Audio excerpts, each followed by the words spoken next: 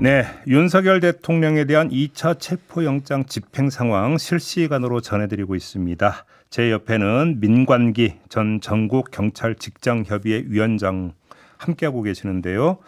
자, 위원장님, 지금 3차 저지선까지 수사팀이 도달을 했다고 합니다. 네, 지금 네. 영상에는 한 300명 정도 되는 겁니까? 규모가 어느 정도라고 봐야 되는 걸까요? 네, 그제 아까 보기에는 화면상으로는 한 300명 이상 되는 것 같고요. 예. 계속해서 올라가는 걸로 봐서는 그 3차 저지선 쪽에서 좀 대열을 정리하면서 예. 다시 그 대치 상태로 들어갈 가능성이 있어 보입니다. 지금 영상에 나오고 있는 저 사람들은 경호관이라고 봐야 되는 거죠. 네, 아까부터 그 파란 조끼를 입었는데요. 예. 경호처에서 나온 직원들이라고 좀 보면 맞을 것 같습니다. 근데 그렇게 숫자가 많아 보이지는 않는데. 네네, 아마 안내하거나 네. 어느 정도 글쎄 좀 안내하는 형식의 좀 행동들을 취하고 있는 것 같은데요. 그러니까 관련해서 지금 어떤 이야기가 네네. 들어오고 있냐면 경호관 대부분이 대기동에서 단체 거부하고 있다. 아, 네네. 지금 이런 이야기가 지금 그 전해지고 있거든요.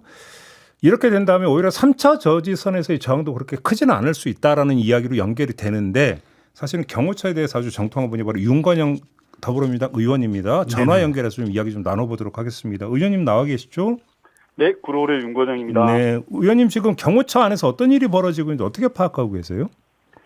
우선 어제 저녁까지는 경호처에서 좀 분위기가 혼재돼 있었습니다. 네. 예를 들어서 이게 온건한 그룹에서는 우리는 장비 착용을 전혀 하지 않겠다. 그리고 이렇게 스크럼도 짜지 않는다라고 했고요. 예. 좀 더 적극적으로 나가시는 분들은 오늘 휴가를 내겠다. 라고 하시거나 또는 한남동 근무가 아니라 용산 근무를 하겠다. 예. 이렇게 이제 막 진행이 되고 있고 예. 분위기가 되게 혼재되어 있는 그런 상황인 걸로 보여집니다. 그래요. 지금도 그런 상황이라고 보십니까? 네, 그렇습니다. 이전에 들어왔던 경호처 내부 소식에 따르면 네. 우선 경호차장과 경호본부장에 대한 경찰의 체포영장에 대해서 네. 일반 경호관들은 절대 관여하지 않는다.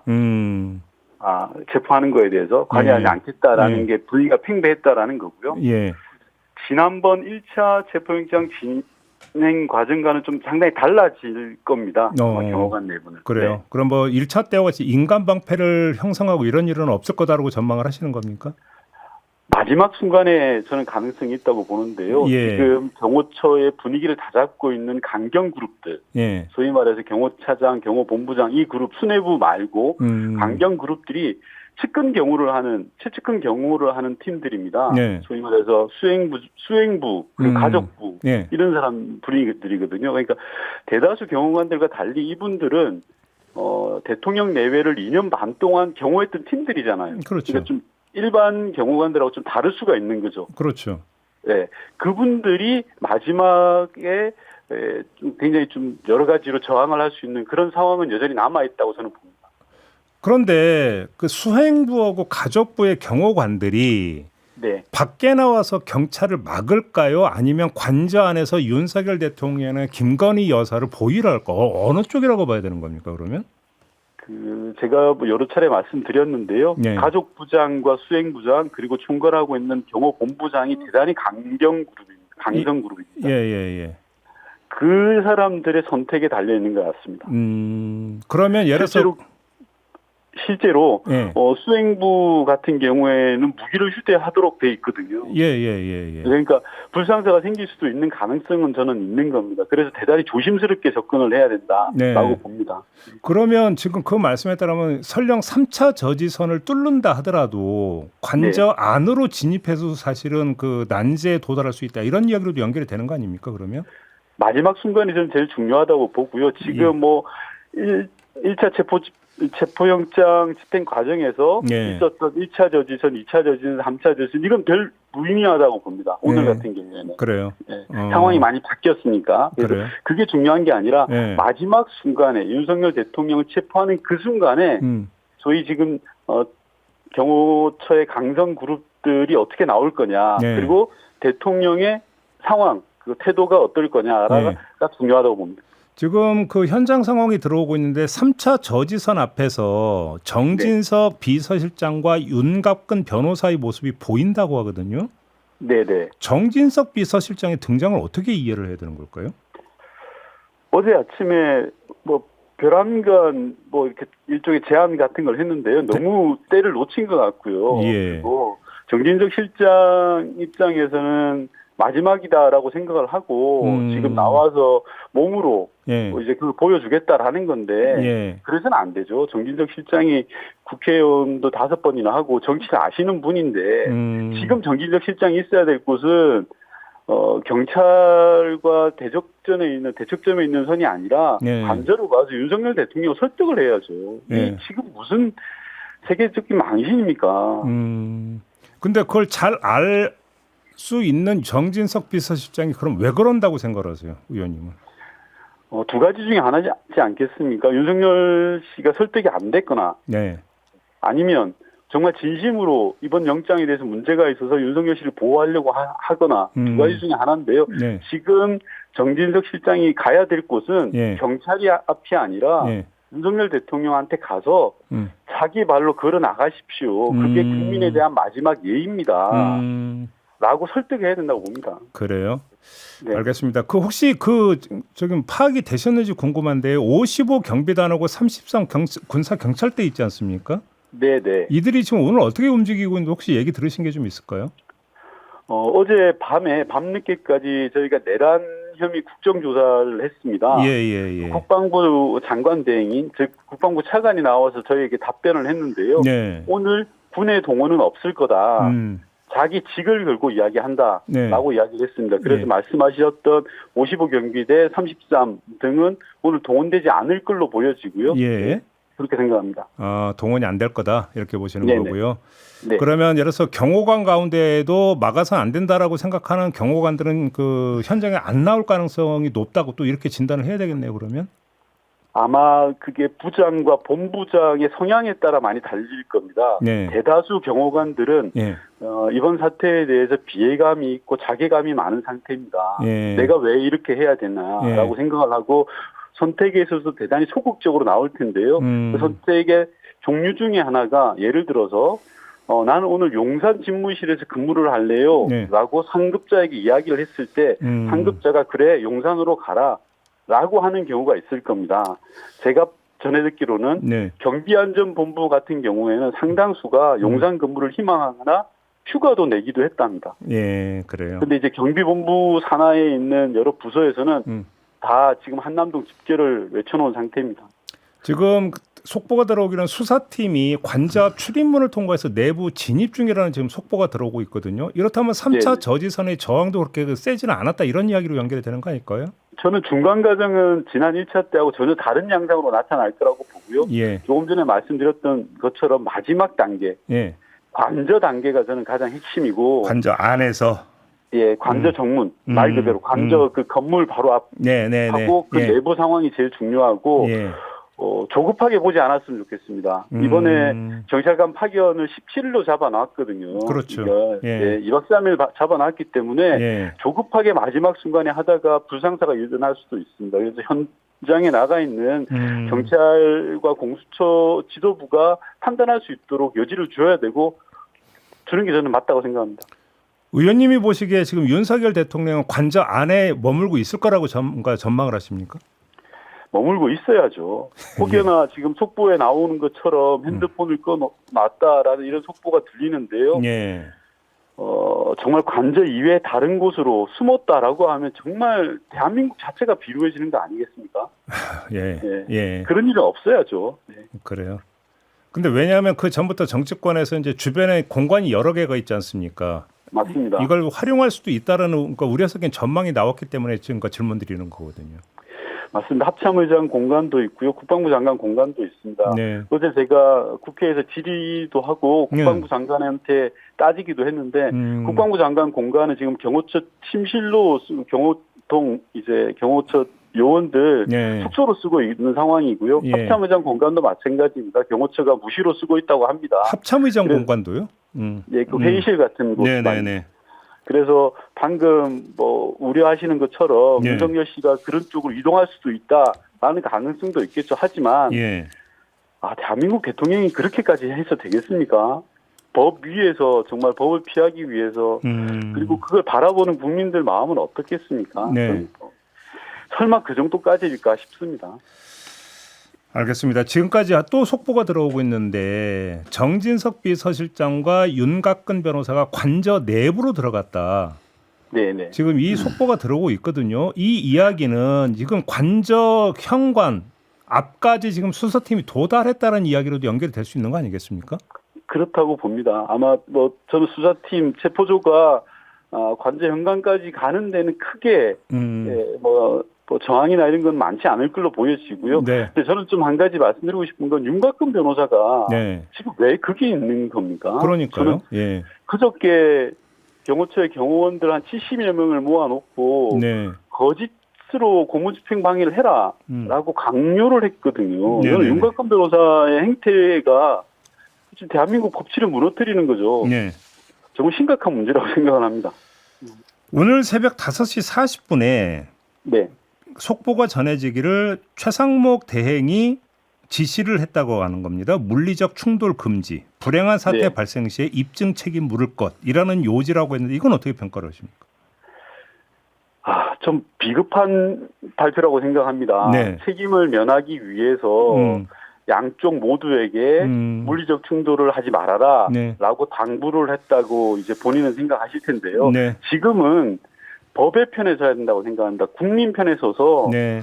경호처는 저항하지 말아라 라고 이야기하는 게 맞지 양비론적으로 최상목 대행이 임하는 건 비겁하다. 저는 그렇게 생각하고요. 그럴 일이 아니라고 봅니다. 이게 뭐 법을 집행하는 데 있어서 양비론이 있을 수 있겠습니까? 네. 알겠습니다. 자, 의원님과 이야기는 좀 여기서 마무리할게요. 고맙습니다, 의원님. 네. 네, 더불어민주당의 윤건영 의원과 함께했고요. 민관기 위원장과 이야기 계속 이어가도록 하겠습니다. 지금까지의 상황을 좀 정리를 하면 네네. 체포조가 관저 앞에까지 다다랐다. 네네. 그렇죠. 3차 저지선도 뚫었다. 그래서 이제 관저 현관 앞까지 다다랐다고 추정을 해야 될 것 같고요.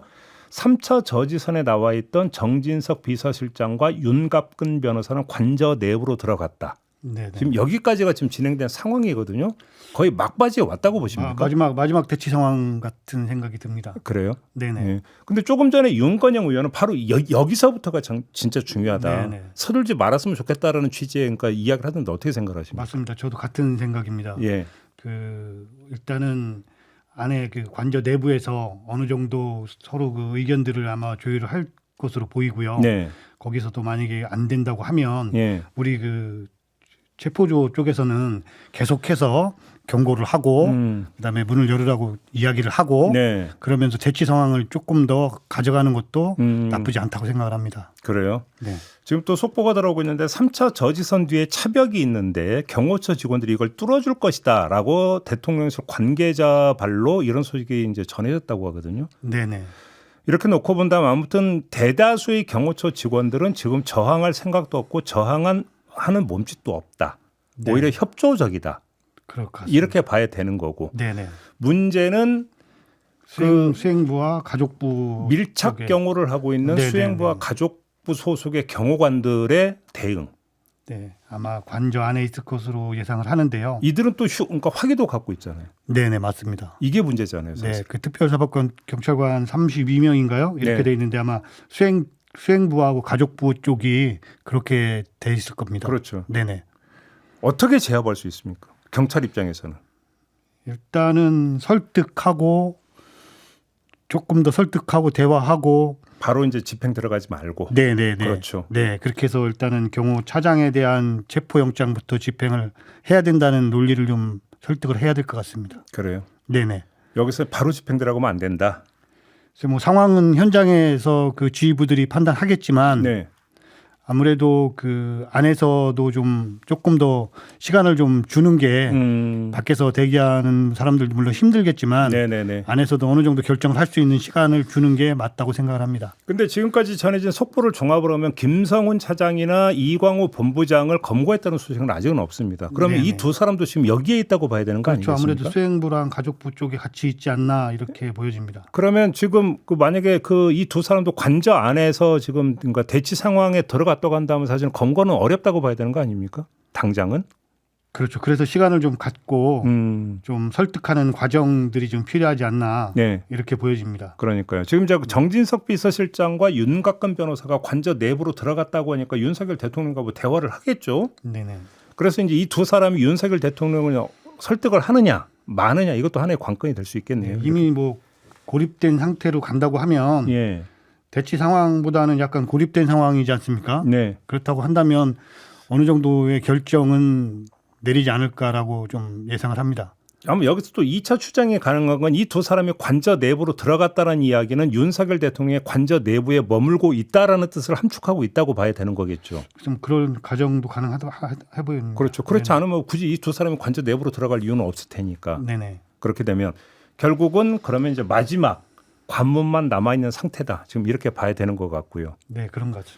자, 어느 시점이 될지는 모르겠지만 윤석열 대통령에 대해서 체포를 했다고 치면 압송 과정에서는 별 문제가 없을까요? 네, 제가 봤을 때는 그 이후부터는 그 차량 방어벽도 바로바로 열어줄 것 같고요. 아, 경호처에서 오히려 경호처에서 이미 만약에 체포가 된다고 하면 그때부터는 뭐 협조 안 할 이유가 전혀 없기 때문에 네.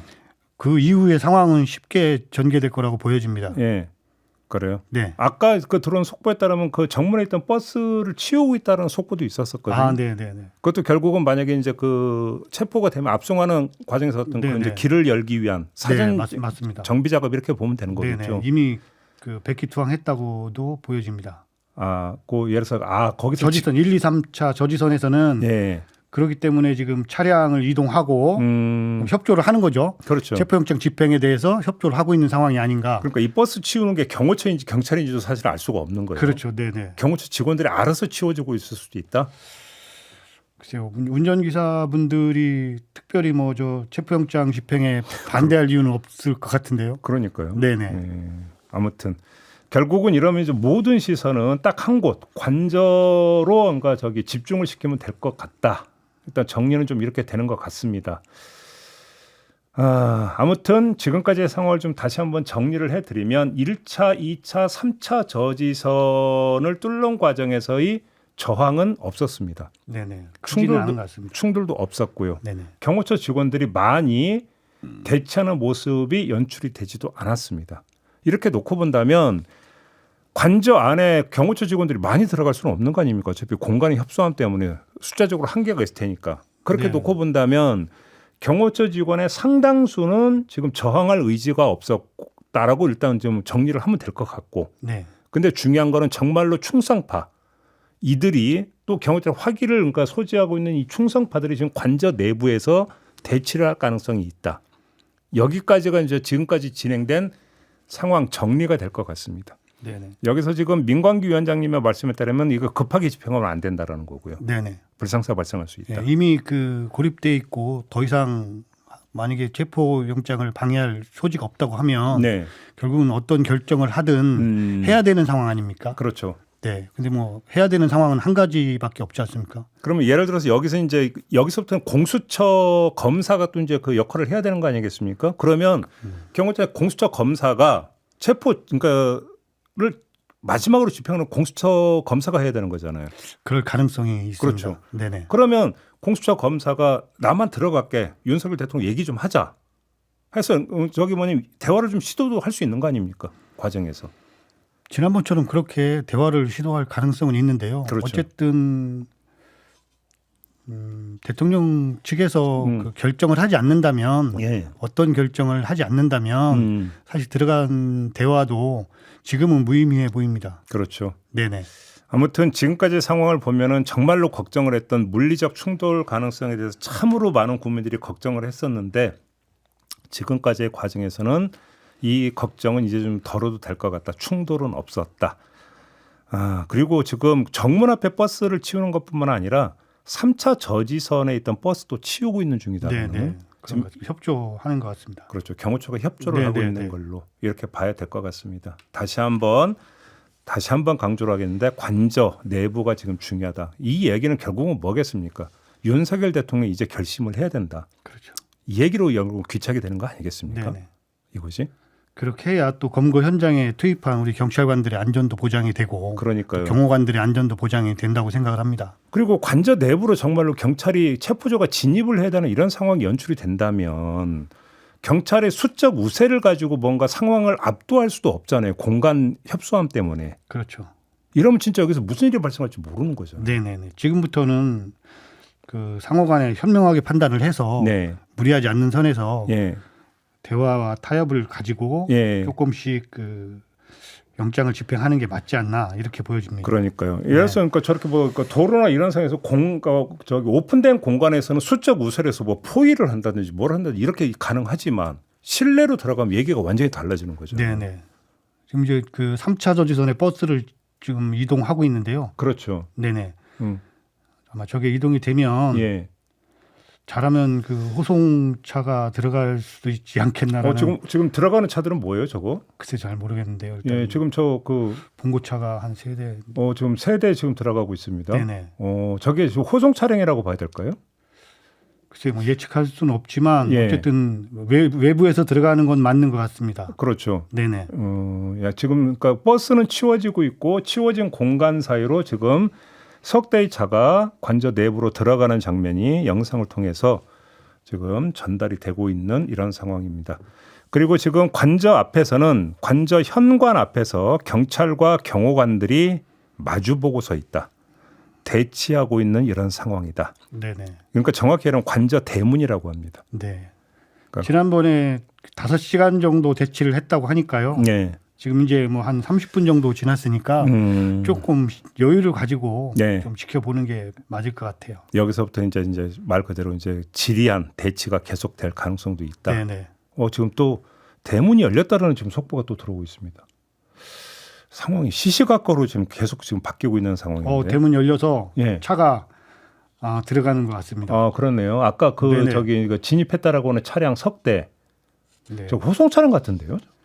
그렇지 않습니까? 네, 아무튼 석 대가 지금 관저 안으로 들어가고 있는 관저 건물 정문이 아닙니다. 네. 관저 건물 앞 철문이 개방이 됐고 차량 석 대가 들어가고 다시 문이 닫혔네요. 그렇죠? 네, 이 상황이 지금 영상을 통해서 지금 전달이 되고 있는 이런 상황입니다. 자, 일단 저희에게 어떤 주어진 시간이 지금 다 되고 있기 때문에 우리 민광규 위원장님과의 어떤 그 상황을 좀 이제 마무리해야 될 것 같은데 다시 한번 정리해서 이야기를 하면 지금부터가 가장 중요하다라는 말씀이신 맞습니다. 거죠. 네. 쫓기지 말고 네. 서둘지 말고 그렇죠. 충분한 시간을 갖고 가급적이면 설득을 해서 예, 맞습니다. 영장을 집행하는 게 현재로서는 최선이다. 네네. 그렇죠. 그래서 우리 현장 경찰관들이나 음, 또 경호관들이 서로 다치지 않고 물론이죠. 네, 체포영장이 원활하게 집행할 수 있도록 그렇죠. 했으면 좋겠습니다. 제발 그 상황이 좀 그렇게 전개되었으면 좋겠다. 요 얘기를 좀 마지막으로 하면서 민광규 위원장님과 이야기도 좀 여기서 마무리하겠습니다. 오랜 시간 수고하셨습니다, 위원장님. 고맙습니다. 네, 고맙습니다.